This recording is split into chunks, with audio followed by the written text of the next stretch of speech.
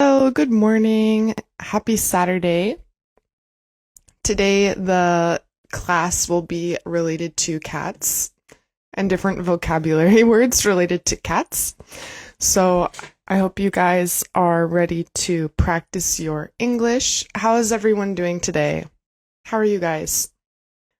I just thought this would be an interesting topic because we've never done a class related to cats.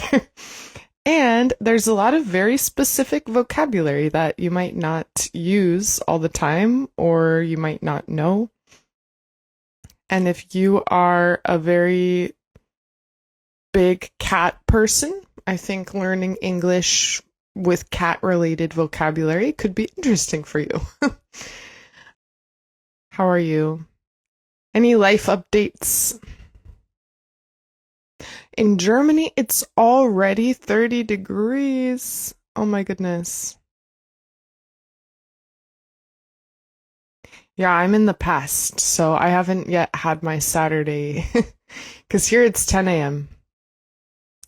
30 degrees. I cannot imagine that. Right now I'm in a sweater, so I can't imagine that. Hello, how are you doing today? It's funny. I recently posted a picture where I was wearing a winter coat and someone commented, I can't imagine wearing a winter coat right now. Or it's weird for me to see you while I'm wearing a winter coat. Or it's weird for me to see you wearing a winter coat while I'm in the summer. Hello, I'm doing well. How are you? Today I tried a new hairstyle. I made these like little loops. I don't know. I just thought it would be like an interesting to try something new for the cat class.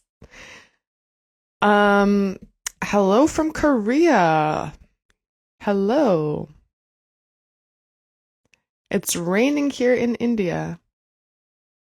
I hate wearing thick clothes. Yeah, my hair is different.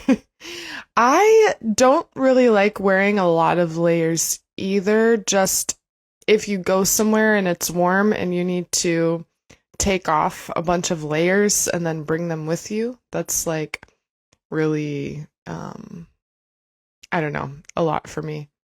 Ba-ba-ba. If you tell me I look more cute when I put on lipstick, that makes me not want to wear lipstick. Because I am a very defiant person and also because we're here to learn English. And if I look cute, it's for myself, not for anyone else. From Bangladesh, 44 degrees in Iran. Wow.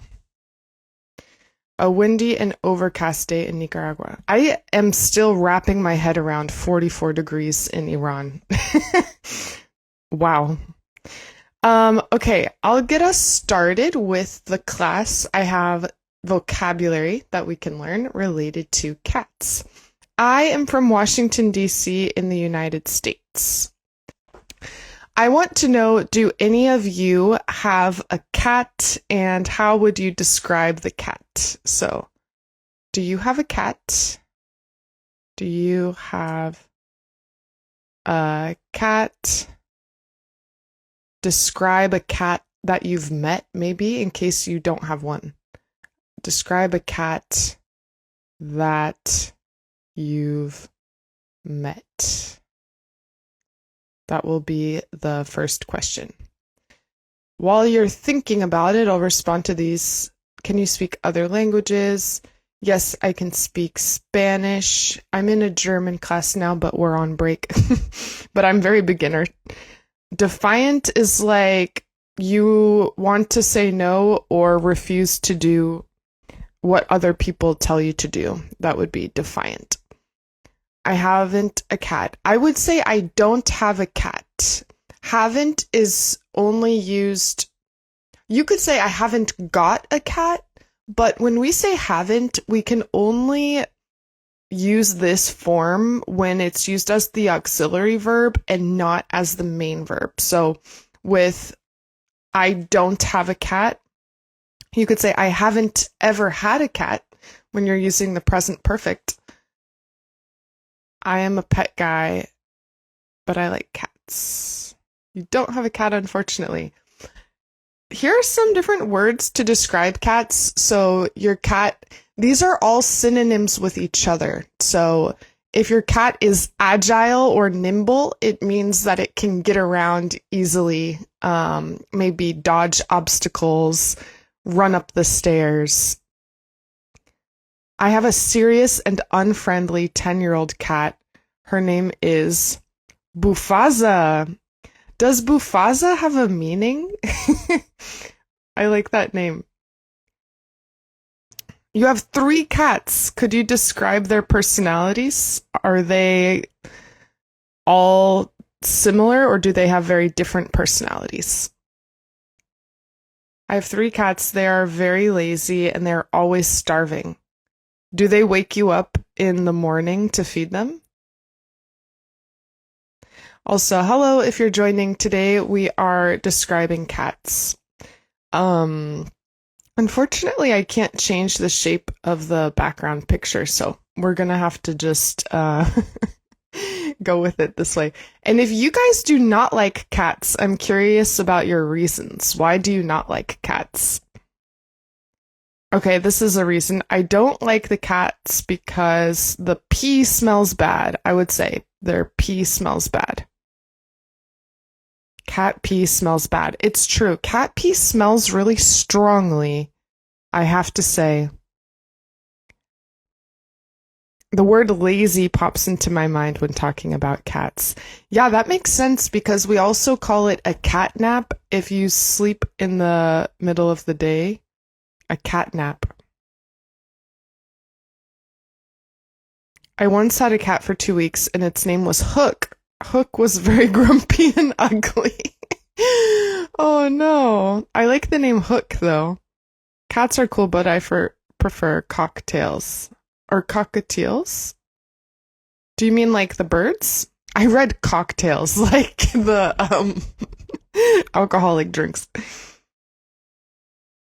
Okay, so I'm thinking of other ways that we can describe cats. Does anyone know the names of the different sounds that a cat makes? For example,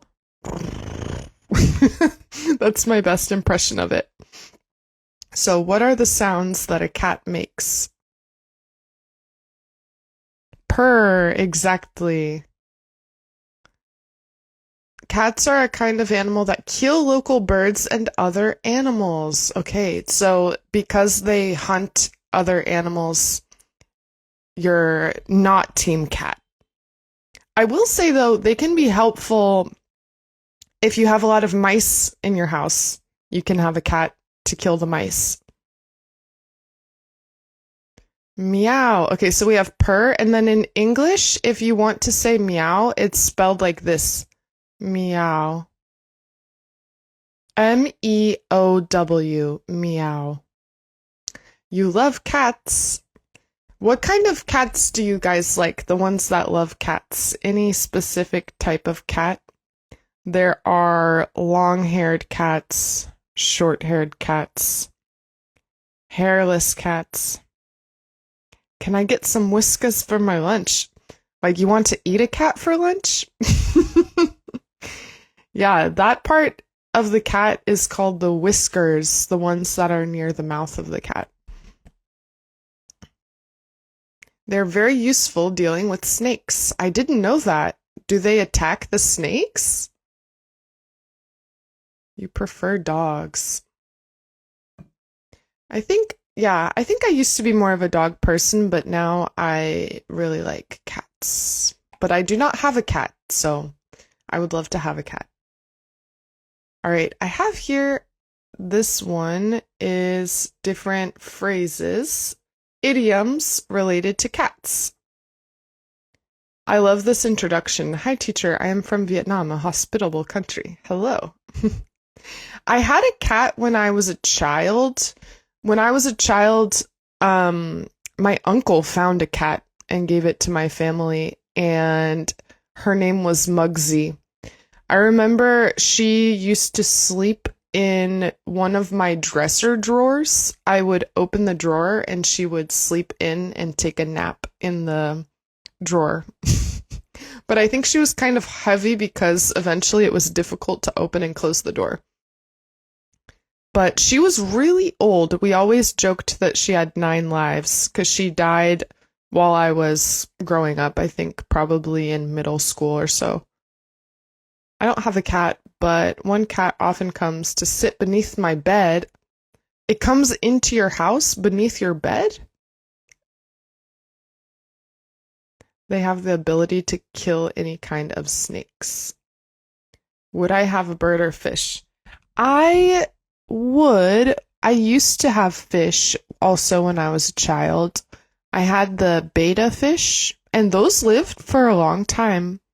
We had one called Fluffy, which is kind of a funny name for a fish because fish don't have fur, they have scales, so that was kind of funny. There are a lot of cats along the street of my grandmother's house. Ooh, okay. Yeah, I see a lot of cats here as well, and street dogs. There are a lot of animals outside. I have here some different idioms that we can look at related to cats. Whether or not you like cats, it definitely is true that they have formed an important part of worldwide cultures. Egypt, different countries that have honored cats, and also with language. So we have a lot of phrases and idioms based on cats. So I thought that would be kind of an interesting thing to look at. So for example, we have, this is an expression I really like, curiosity killed the cat. So when you're too curious and it gets you into trouble. Yeah, maybe some of these are probably in different languages as well. So I'm curious, do you all agree? Does curiosity kill the cat? Or what's your opinion about this idea? Does curiosity kill the cat? So, what do you think? Does curiosity kill the cat? 100%. Does a cat nap and doze off? Well, doze off can be by accident. And a cat nap is like you go to take a short nap. You could doze off while driving. So, like, not on purpose. So I would say the difference is the intention behind it. Both mean to sleep, but to doze off is like to fall asleep. In Germany, we have the word Katzenwäsche, which means that you only had a quick and not full washing of your body. A cat bath. I think we call that a bird bath in English, but I need to double check that that's real. I think I've just heard people refer to it that way, but I don't know if that's like a widespread expression. Why do people believe cats have 9 lives? I don't know. Does anyone have a theory about that? I feel like that originated from somewhere. In Turkey, they're very fond of cats. That's interesting. I think I've heard that before. Like in Istanbul, there are a lot of cats. Yeah, so maybe curiosity wouldn't kill the cat, but it would take away one of the cat's 9 lives. This one, I think it's sometimes good maybe to not go over exploring where you're not needed to. In Turkish, curiosity is associated with the proper name, melahat. Okay, I like that. So you could be named Curiosity. That happens in different languages, like in English, the name Grace, that's a quality, but it's also a name, or Justice. I've also met people named True before. I've met some people with that name. Depends on the situation, but cats have 7 lives, so they will be fine. Okay. Merkali Melahat, curious Melahat. In Persian, we say it doesn't rain based on black cats pray. What does that mean? Can you explain the Persian expression that you just said? Turkish people really like cats. You can see many cats in every part of Turkey. I like that. Why are you guys saying 7 lives instead of 9 lives? Is it different in different countries? I always heard 9 lives. I did not include "it's raining cats and dogs" because that's an expression people will understand if you say it, but it's very old. I think that people teach that a lot online, but in real life, I've never heard someone say it, like including my parents or grandparents. I think it is not really a common one. Maybe it will become common again now that for some reason people love to teach it. So maybe it will make a comeback or be a popular expression again. But for that reason, I tried to only include idioms that I have heard someone use in real life. Because I think I understand why people teach "it's raining cats and dogs." It's like very cute and funny. But yeah, I haven't heard someone use it in real life. I also haven't heard it in any British television, but maybe they use it more. I don't really know. In Senegal's traditional language, the word cat means clever. Okay, that's interesting. Iraq people also have cats. They like cats. Yeah, I think that happens a little bit like in a lot of cultures in the Middle East, maybe. There is a love for cats. I like that. In Ecuador, you say 7 lives. Okay, we say 9 lives in English. That's so interesting. In English, cats have 9 lives. Es regnet Hunde und Katzen. Oh, did that expression exist in Germany? I didn't know that.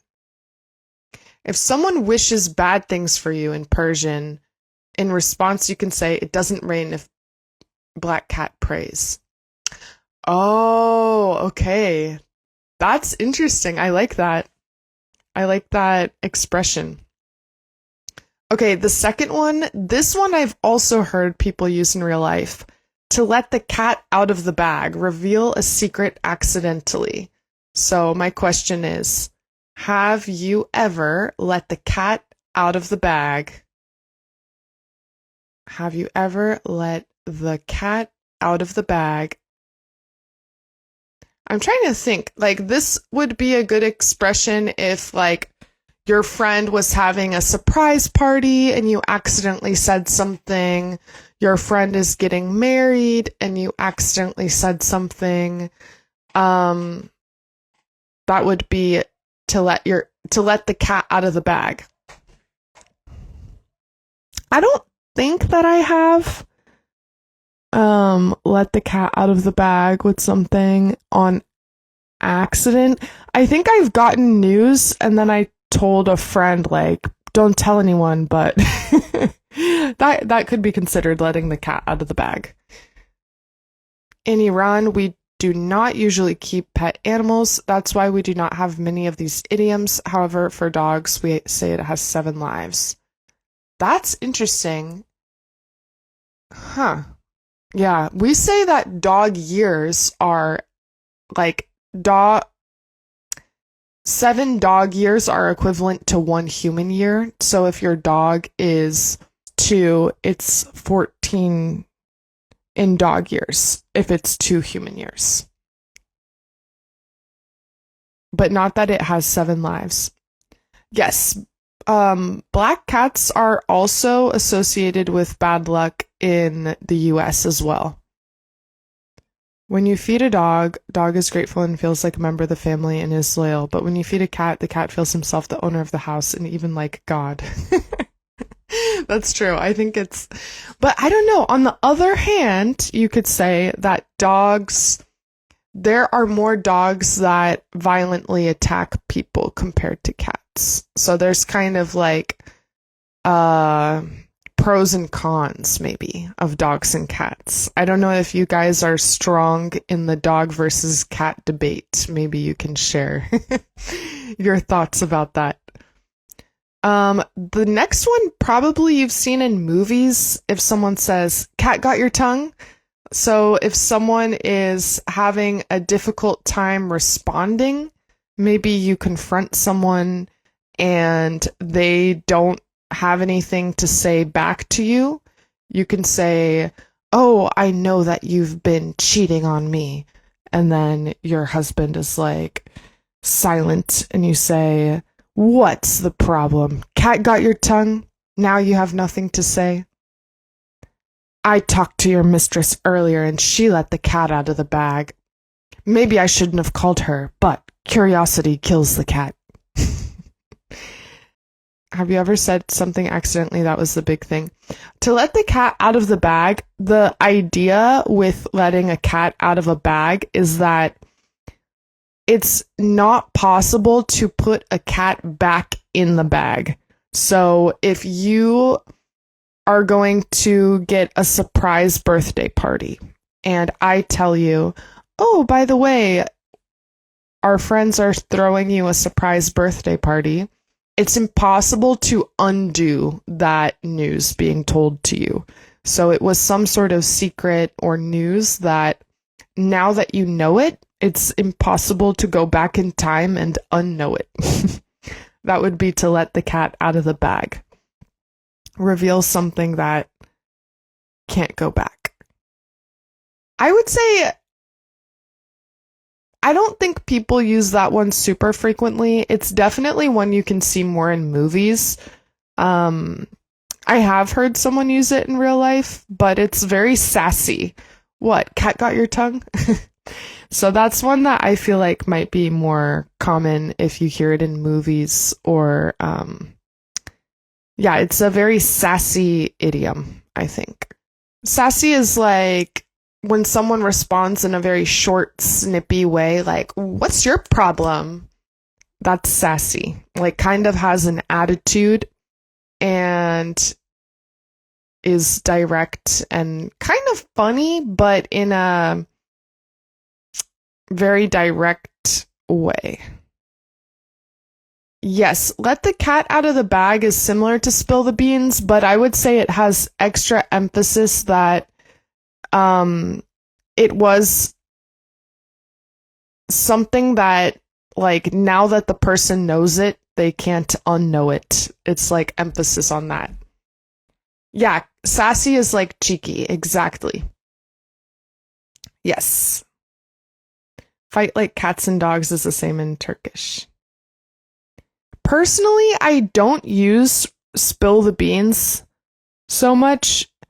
That's one that could be more common with older generations and with British people. They talk about beans all the time, like, "He's full of beans." They have like more beans phrases. I would say spill the tea or maybe let the cat out of the bag if someone reveals important news. Okay, this one I like a lot, the next one, because I feel like it's very specific. I have a brother and we used to fight like cats and dogs when we were kids. Yeah, I think that's part of having siblings growing up is fighting them like cats and dogs. The next one is "Look what the cat dragged in." This is used when someone who looks messy arrives unexpectedly. I would say they don't need to look messy. It could be a friend that you haven't seen in a very long time as well. So, for example, if you're at a friend's house and one person arrives late, you can say, "Look what the cat dragged in." And the idea is that cats go on the street and hunt and find mice and bring the mice to their owners or inside the house. So they drag around these dead animals.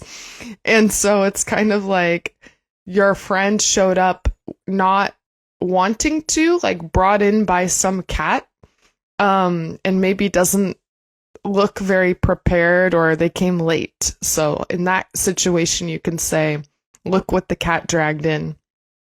So I like that one. It's good.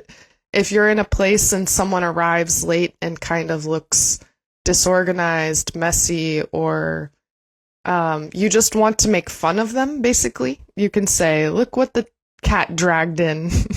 So that's like a very specific situation.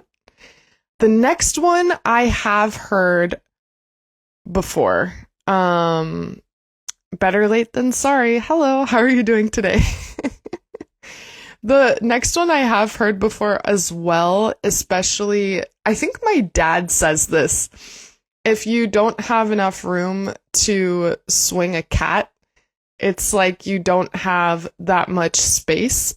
So someone could ask you, how's your New York City apartment? You can say, it has a good location, but there's not enough room to swing a cat. Meaning like to, I don't know, get a cat and swing it in a circle or something. There's not enough room to swing a cat. So that one is kind of funny. Yeah, I could say in my kitchen, I don't have enough room to swing a cat. Yeah, I feel like this one is a little bit maybe disrespectful to cats to say not enough room to swing a cat. There's a cat nap, which is just like a short, light nap. You could say I took a nap or I took a cat nap, which is like a short nap. So very similar. Probably a lot of you guys, yeah, we should not literally swing cats. That's not advised. Probably a lot of you guys have heard the next one, a copycat. So a copycat is a person who imitates another person. So if you call someone a copycat, this one is pretty childish. If you're at work, you could say like, he copied me, but it would be kind of funny to say like, you're a copycat. But I like that one, and it's very widely used as well. So everyone knows it, but it is definitely something I used more when I was younger. Maybe because of context, because it is more common to call someone out for copying you when you're younger. Like, hey, don't copy me. You're a copycat. When you're older, you don't really care as much. You've heard it used by grown-ups many times. Okay, so yeah, I think I was just thinking of context, like when in my adult life I would call someone out for copying me. Maybe if one of you guys started making videos and imitating the way that I talk, I will call you a copycat. Okay, the next one also is very common, a scaredy cat. A scaredy cat is a person who is easily frightened. So I can say, don't be a scaredy cat. Yeah, you could copy the way that I talk right now. Do some shadowing. So we have scaredy cat. And then the last one, this one is kind of messed up, but there's more than one way to skin a cat. I say definitely all the time, so I'm a copycat. Yeah, if you guys say my filler words, you're probably a copycat. Which I was thinking about this yesterday because someone came into my live yesterday and told me that I used a lot of filler words when I was on TikTok. But part of that is I tried to speak a little bit slower, so I feel that I fill up my silences. So that's part of the reason I repeat fillers, but I also think that's what makes it easier to understand someone.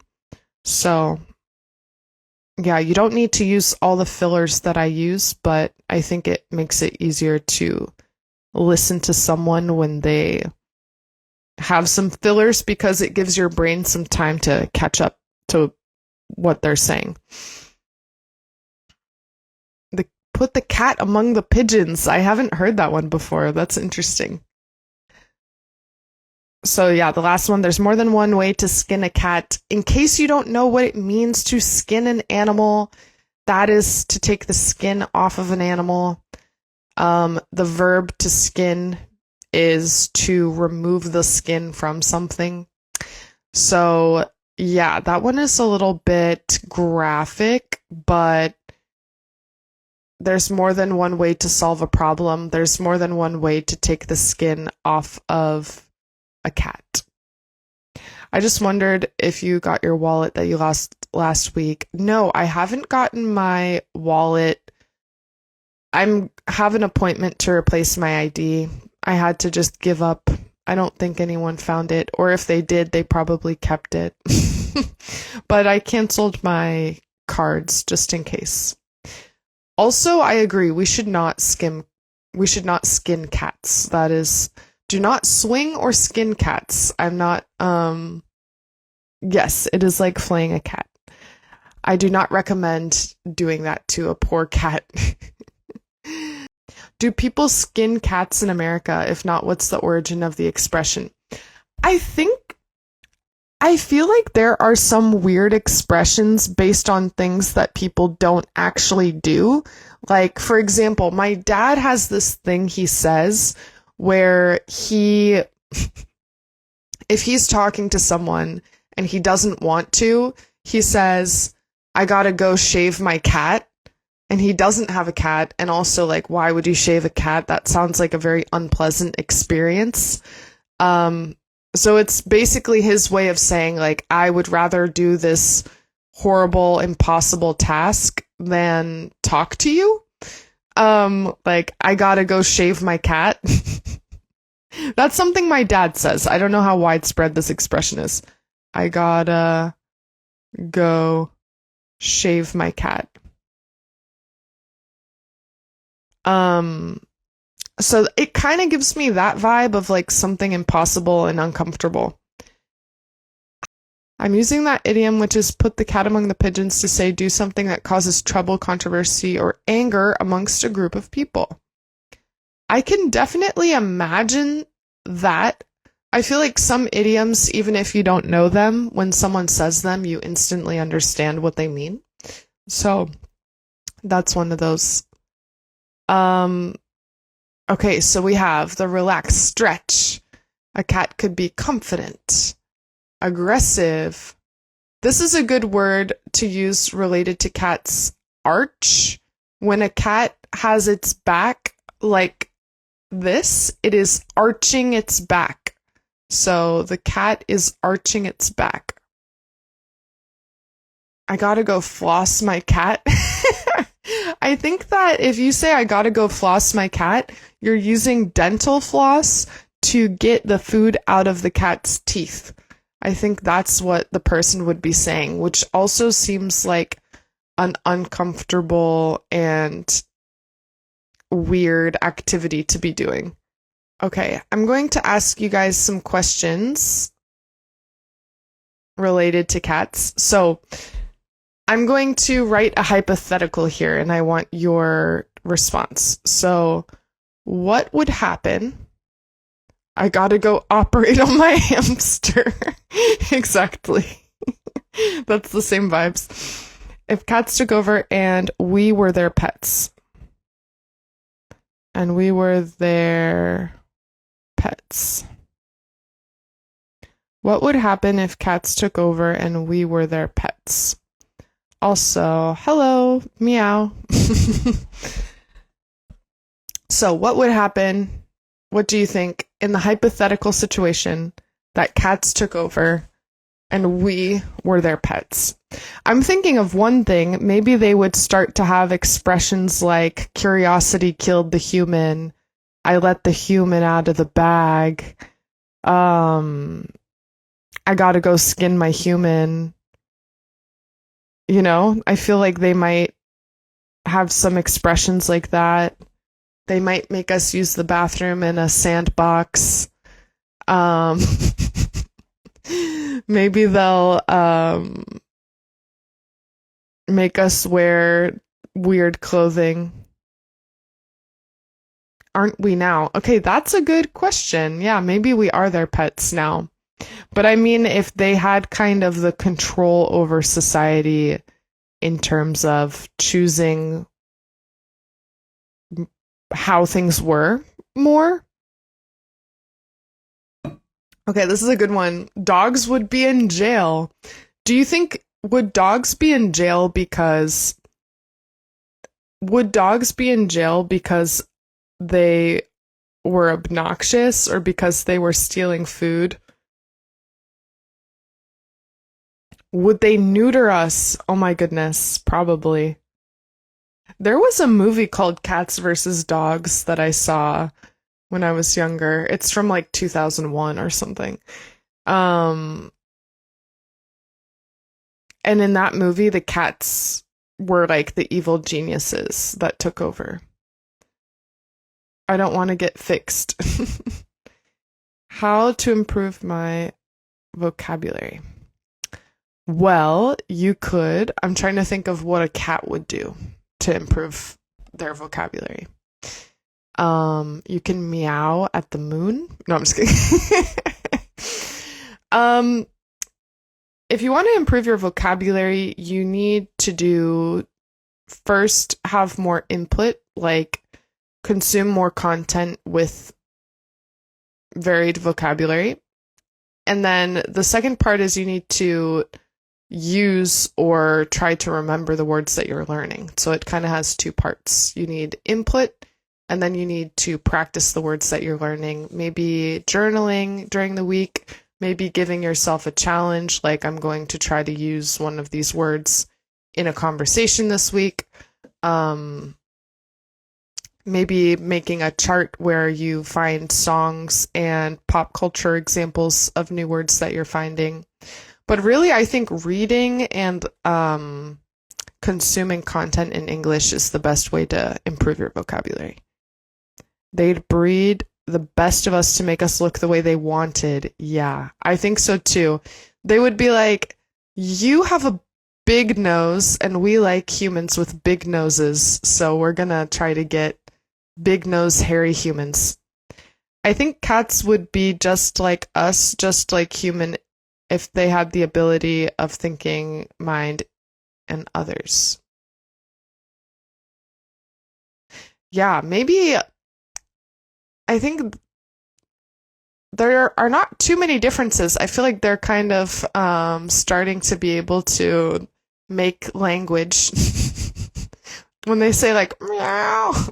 I actually saw a video recently in one of my classes. We did a class about cats, and we watched a video that talked about how cats in the wild do not meow that much, but when they're with their humans, they meow more because they're being manipulative and sounding like a baby to get what they want.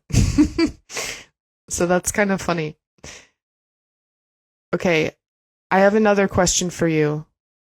What would you do if you were a cat?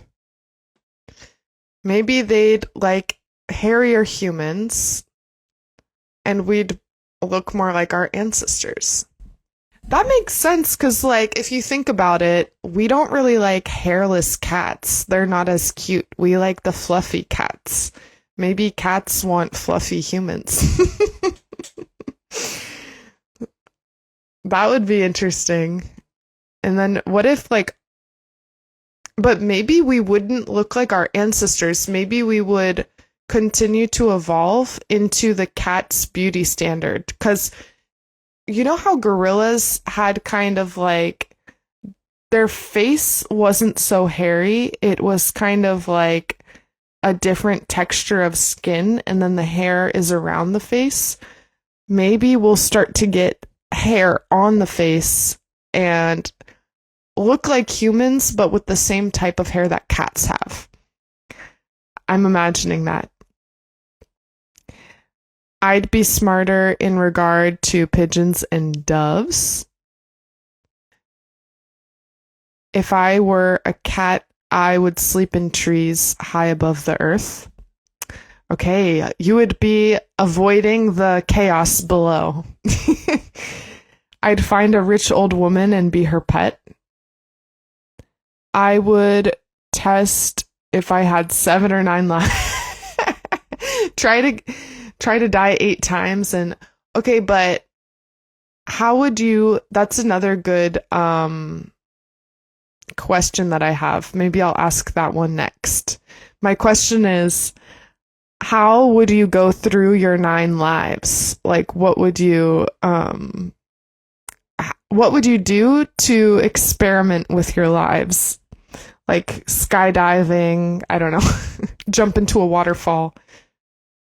I would scratch you if you were a cat. Remember, since this is a hypothetical question, say I would scratch you. If you say I will scratch you, that sounds like you right now in your human body are threatening me to scratch me. I would scratch you. Then remember, because it's a hypothetical situation, I'd chase Jerry, not I'd chase Jerry. I would scare the hell out of rude kids. I'd create my own cat gang and I'd rule the neighborhood. I like that. I've seen before cat gangs. They're kind of rough. They go at each other. I definitely would avoid large dogs. Because you're not a cat, I would say I would love the kids playing with me. How do you imitate the sound of a cat in the US? The cats have different sounds, so one is meow. This is like the most basic, by constantly purring at them. We have meow, purr, and hiss. I'll explain what these are. And all of these are the sound, but it's also a verb. Like the cat is meowing, the cat is purring, the cat is hissing. So, meow is like meow. Purr is like purr, when the cat is getting some back scratches. And then hiss is like hiss, when the cat is threatened or frightened by something. Those are the 3 sounds that a cat makes. What would you do? I would love to run away. Okay. What would you do if you had 9 lives? Hiss is an interesting thing because this sound is used with snakes, hiss, cats, hiss, and also you could hear like a hiss of a machine when there's one of those industrial machines that has steam released in a very compressed way. It's like, so you could say the hiss of the machine, for example. What would you do if you had 9 lives? I feel like I wouldn't try to get rid of them on purpose. Maybe I would try to live each one to its fullest, but in different ways. Like, you could be an artist in one life. I don't know. I don't think there are 9 different careers that I would want to be, actually. Maybe like an artist, an English teacher. Ooh, this is a good one. I'd like one life on each continent. That would be interesting. Would you include Antarctica? If I were a cat, I would eat a lot like Garfield. Lasagna, I would eat a lot of lasagna. Same. If I were a cat, I would... Apparently, you're not supposed to give cats milk. So there's that. People do, but I think that's like you're not actually supposed to. I hardly can make good use of one life, let alone 9. But maybe it would take the pressure off if you're like, well, I can take some more risks in this life because maybe it's not my only one. I would definitely trade one of them to save human lives. Okay. I guess you could be, I mean, not to get too morbid, but if you have 9 lives, you could be a really good organ donor. Yeah, that, I don't know how I feel about that, but you could be. There are such kind people here. Yeah. It's funny because this past week I had classes about the hypothetical like different hypothetical questions. And in one class I asked, would you rather end world hunger or win $1 million? And a lot of and people said I would rather win $1 million. And then later in the day I had a different class and I said, like, if you had one wish, what would you wish for? And one of my students said, I would wish for end poverty or something. And I was like, it's funny how different these answers are. I'd spend each life using a different language. Okay, that's interesting. If I had 9 lives, I would travel a lot and study one career for each life. That would be cool. Yeah, I feel like I would do more decisions that maybe would not be good financial decisions, because in this life you have to worry about being broke or being able to retire. And I feel like if you had the ability to just, whatever, I'm gonna do whatever I want, you might be a little bit more reckless. I'd spend each life learning a different language.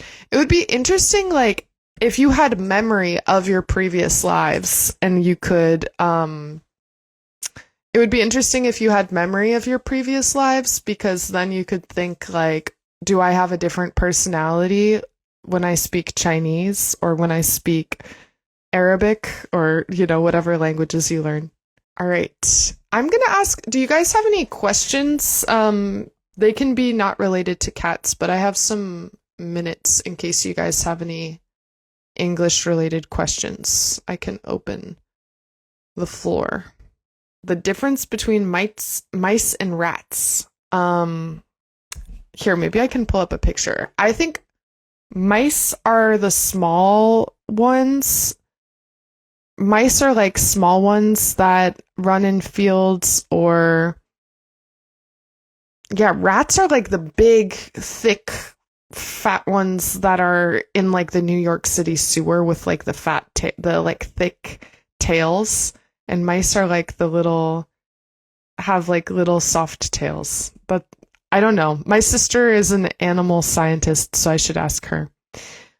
Are you a foodie? Yes, I am. I love food and I love trying different types of food.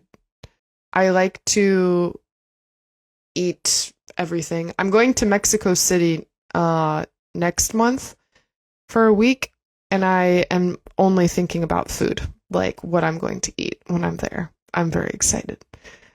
I live in Viña del Mar, Chile. Do you go to the gym? No, not anymore. I had a gym membership, but it expired in like January and I never renewed it. But now I do yoga a lot, so maybe in the future I'll go back to the gym, but right now I'm going to yoga classes.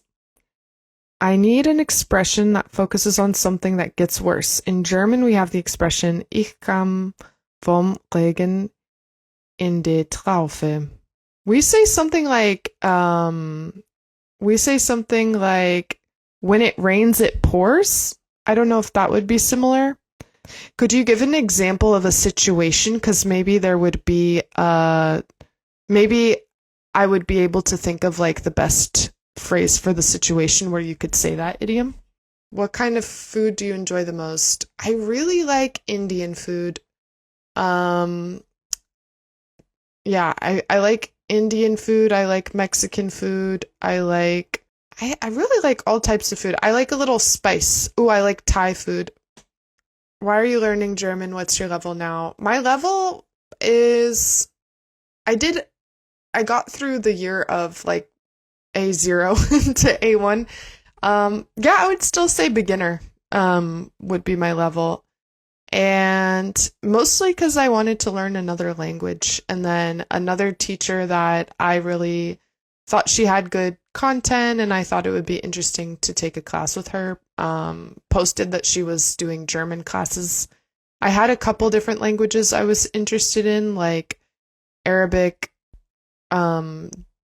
German, French, but I saw the opportunity for the German class first, so... Have you tried Peruvian ceviche? Yes, I have tried Peruvian ceviche. It's very good. Does your spouse speak Spanish? Yes, he's Chilean. He's from Chile. Cracollos are a type of tortilla with beans inside. You can add cream cheese, whatever. Ooh, that sounds delicious. How many languages do you speak? Which language do you speak? Well, my native language is English. So I feel in general that I am most myself when I speak in English. But I do really like Spanish. I really liked the process of learning Spanish. When I was younger, I took Latin classes, and I felt that was a really interesting language as well. And now I'm learning German. I think it's really interesting. I like the words. I think that it's a fun language. And I also feel like it's a little bit intuitive in terms of the grammar structure at times. Sorry, I was getting a lot of messages, so I was trying to think of what I was saying. Yeah, I don't know if I have a favorite language, but I'm curious. Do you guys have a favorite language? Okay, wait. You asked me another question about AI.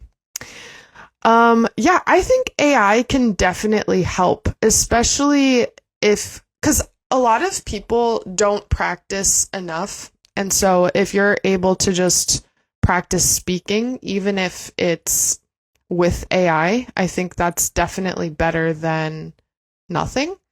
I think that the ideal situation is to be immersed where you're speaking all the time to other humans, because language is human, and I feel like that part is not always reflected by AI, but I think if you are practicing your listening with authentic videos, you're practicing your reading with authentic materials, and you need AI to just practice speaking and recalling words in the moment, I think that definitely does the job of practicing your speaking. So I would say it's a very useful tool.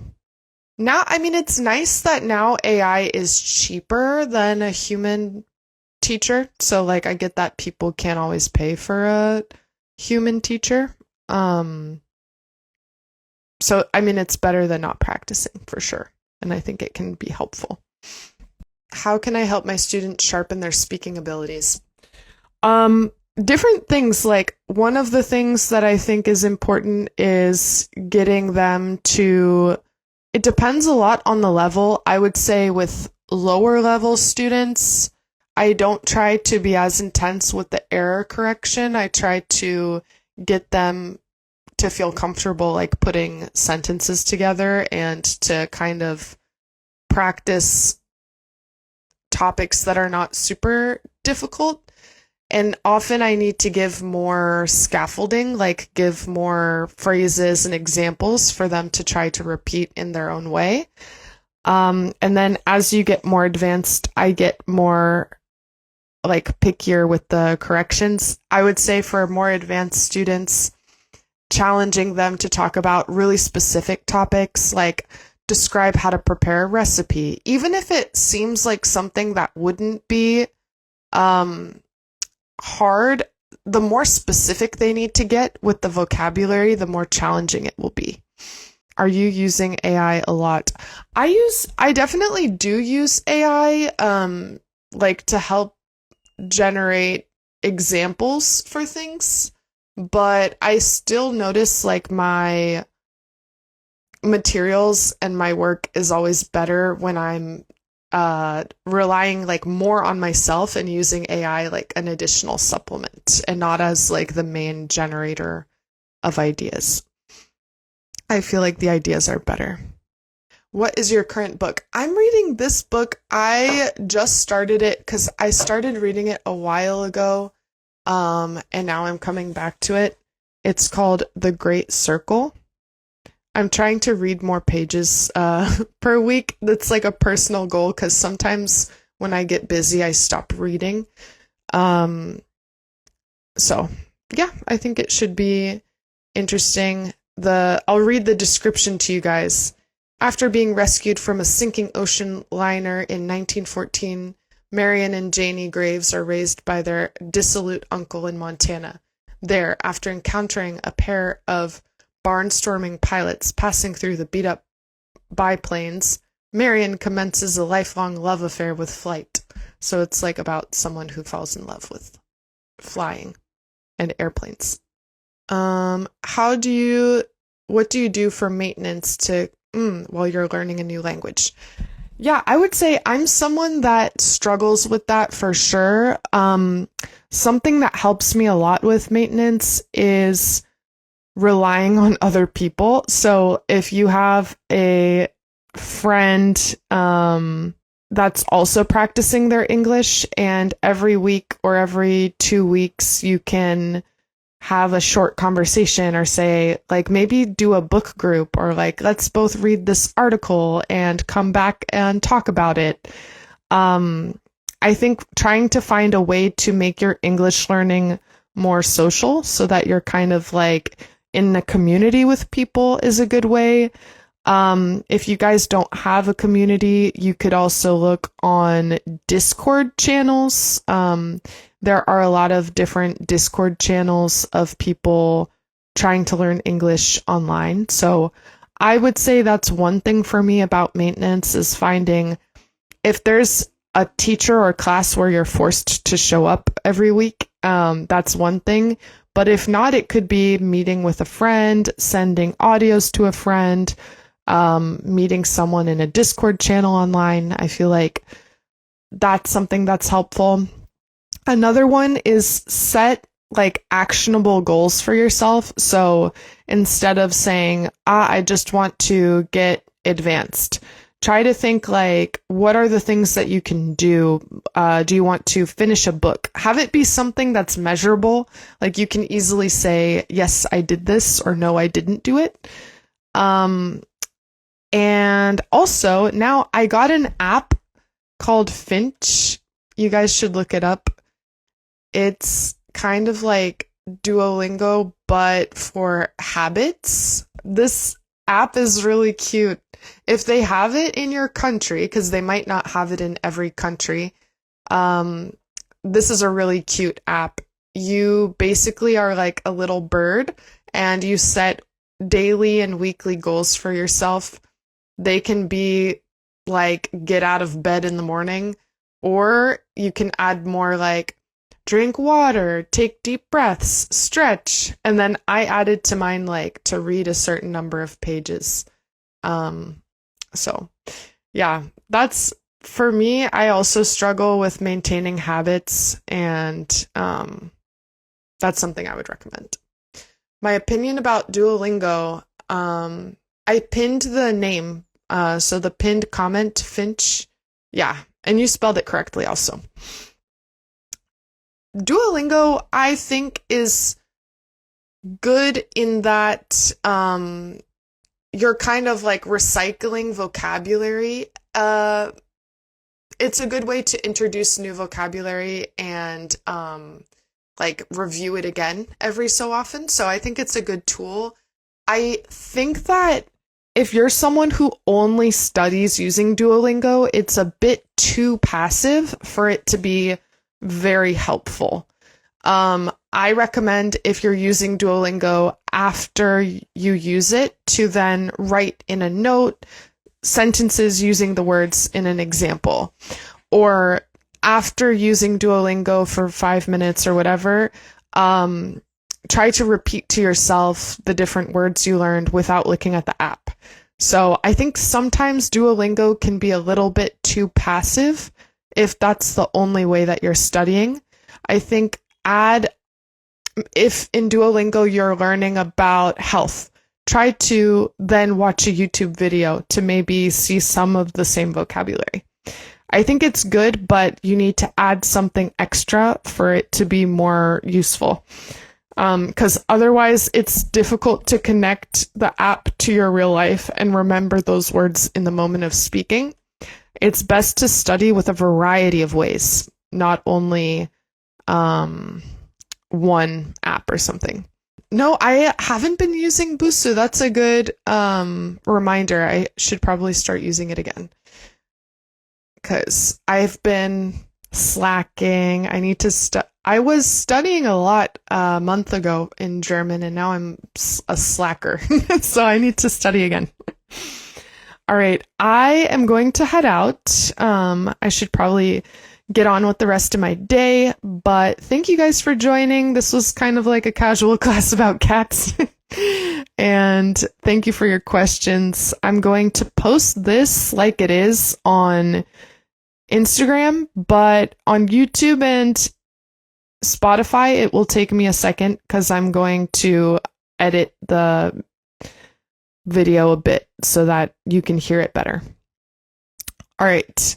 Have a good rest of your day. Take care, everyone, and see you in the next one. Bye-bye.